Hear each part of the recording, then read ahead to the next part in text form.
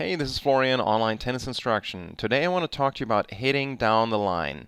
Now, most of you know that hitting cross-court is the high percentage play, but as you get better, it is necessary to hit down the line in order to take control of points.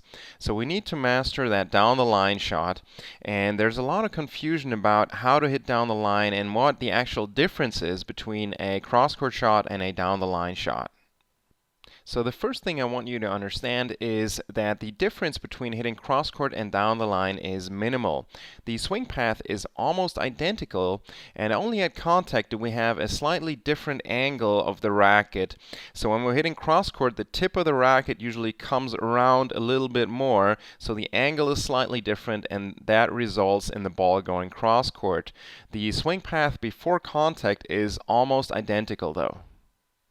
This is the reason players like Federer and Nadal can decide at the last second if they want to hit cross-court or down the line, and that makes it very tough to read where they are going to hit the ball.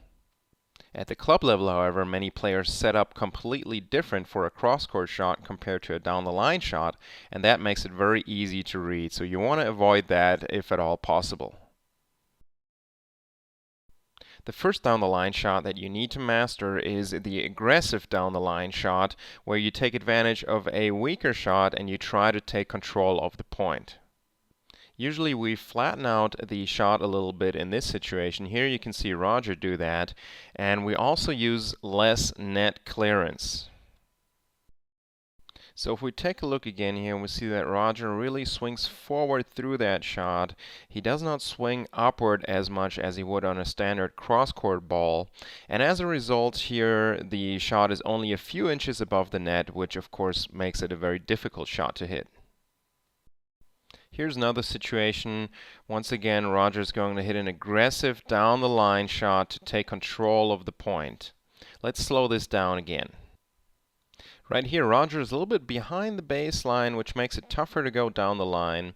But the ball bounced off of the top of the net, and Roger has a lot of time to set up here.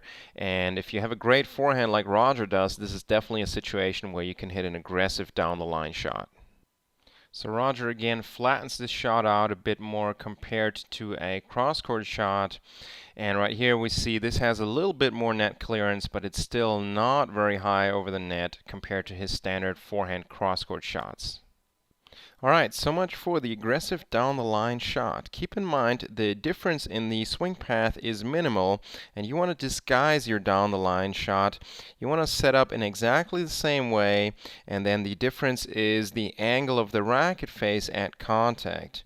At the same time, you want to make sure you flatten out this shot a little bit. You need to put pressure on your opponent, because after hitting down the line, the court is wide open for your opponent to hit into and with a cross-court shot. Thank you for watching this video. To watch all of our free videos, make sure that you subscribe to our YouTube channel below.